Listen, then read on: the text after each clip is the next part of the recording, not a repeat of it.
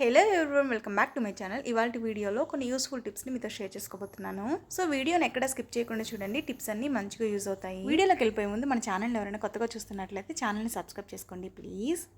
So ఇక అస్సలు late చేయకుండా వీడియోలోకి వెళ్ళిపోదామా.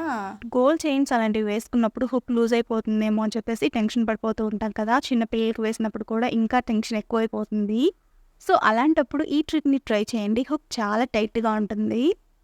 ఇయర్ రింగ్స్కి కొంచెం స్మూత్గా ఉండే బిరిడాస్ వస్తూ ఉంటాయి కదా. సో వాటిని ఇలా హుక్కి జాయిన్ చేయండి. జాయిన్ చేసి ఇలా గట్టిగా ప్రెస్ చేయండి. ఈ వీడియోలో చూపిస్తున్నట్లుగా ఇలా బిరడాన్ని హుక్కి జాయిన్ చేసి గట్టిగా ప్రెస్ చేశారనుకోండి, హుక్ అనేది చాలా స్ట్రాంగ్గా ఉంటుంది. మీకు ఎప్పుడైనా యూజ్ అనిపిస్తే ఈ ట్రిక్ని ట్రై చేయండి. గోల్డ్ రింగ్స్ చాలా ఇయర్స్ నుంచి పెట్టుకొని స్ట్రక్ అయిపోయి టైట్గా ఉండి అస్సలు రావు కదా. సో అలాంటప్పుడు ఈ ట్రిక్ని ట్రై చేయండి, చాలా ఈజీగా వచ్చేస్తుంది అండ్ అలాగే పెయిన్ కూడా ఏమీ ఉండదు. ఫస్ట్ అయితే ఒక స్ట్రాంగ్గా ఉండే దారాన్ని రింగ్ లోపలికి పెట్టేసి ఇంకొక వైపు వచ్చేసి ఇలా ఈ వీడియోలో చూపిస్తున్నట్లుగా వేలు మొత్తం చుట్టేసుకోవాలి.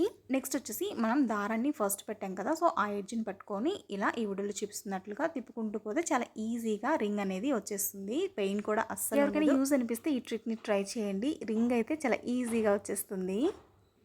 చూసారు కదా రింగ్ అయితే ఎంత ఈజీగా వచ్చేసిందో.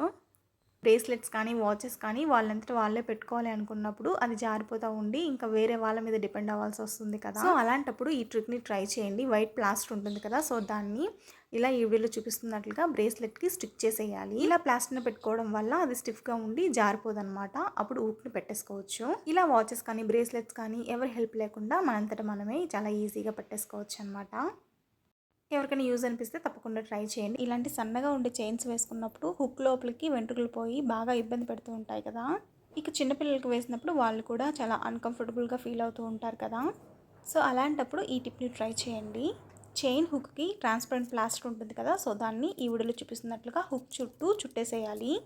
సో ఇలా చేసినట్లయితే హుక్ లోపలికి వెంట్రుకలు అనేది పోవన్నమాట. చైన్ కూడా చాలా నీట్గా ఉంటుంది. మన లేడీస్ అందరూ బ్యాంగిల్స్ని ఇలాగ ఒక బాక్స్లో పెట్టేసేయడం వల్ల బ్యాంగిల్స్ అన్నీ మిక్స్ అయిపోయి మళ్ళీ వాటన్నిటిని సెట్ చేసుకోవడానికి చాలా టైం పడుతుంది కదా. సో అలా కాకుండా బ్యాంగిల్స్ అన్నిటిని ఒకే బాక్స్లో పెట్టినా కూడా ఇలా నీట్గా ఆర్గనైజ్ చేసుకోవచ్చు.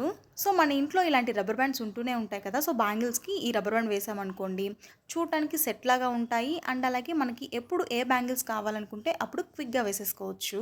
సో ఇలాగ బ్యాంగిల్స్ అన్నింటినీ సెట్ లాగా ఆర్గనైజ్ చేసుకున్నాం అనుకోండి, ఒక బాక్స్లో ఎన్ని బ్యాంగిల్స్ అయినా ఆర్గనైజ్ చేసుకోవచ్చు. ఈ బ్యాంగిల్స్ని ఇలా పెట్టడం వల్ల బాక్స్లో నాకు ఇంకా ఎంత స్పేస్ మిగిలిందో చూడండి. సో మీకు కూడా ఈ టిప్ యూజ్ అనిపిస్తే ట్రై చేయండి.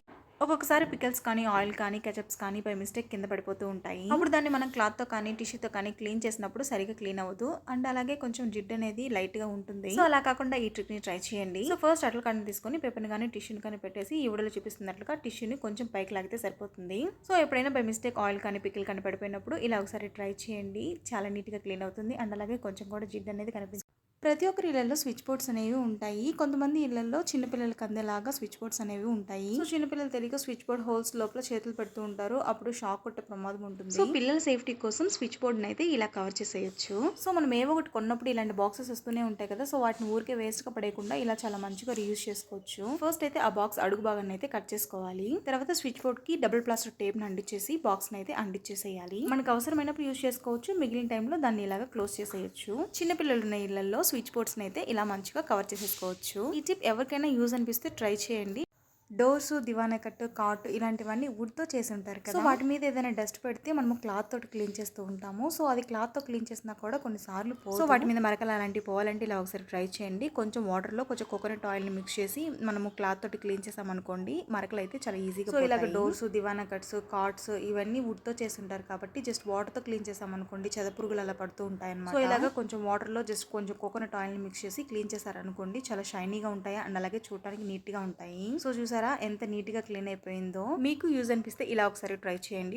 ఈ టిప్ అయితే మన లేడీస్కి చాలా బాగా యూజ్ అయ్యే టిప్ అనమాట. కొన్ని కుంకుమలు సరిగా అతుక్కోవు కదా అండ్ అలాగే పెట్టుకున్న వెంటనే ఫాస్ట్గా రాలిపోతూ ఉంటాయి. సో అలా కాకుండా ఇలా ఒకసారి ట్రై చేయండి, మంచిగా అతుక్కుంటుంది అండ్ అలాగే లాంగ్ లాస్టింగ్గా కూడా ఉంటుంది. మనం కుంకుమ పెట్టుకునే దానికన్నా ముందు కుంకుమ పెట్టుకునే ప్లేస్లో ఏదైనా క్రీమ్ని కానీ మాయిశ్చరైజర్ని కానీ వ్యాజ్లిన్ని కానీ అప్లై చేసుకోవాలి. తర్వాత ఇక ఆ ప్లేస్లో కుంకుమ పెట్టేసుకోవడమే. ఇలా కుంకుమ పెట్టుకున్నారనుకోండి, కుంకుమ అనేది రౌండ్గా ఉంటుంది అండ్ అలాగే లాంగ్ లాస్టింగ్గా ఉంటుంది, ఫాస్ట్గా అతుక్కుంటుంది.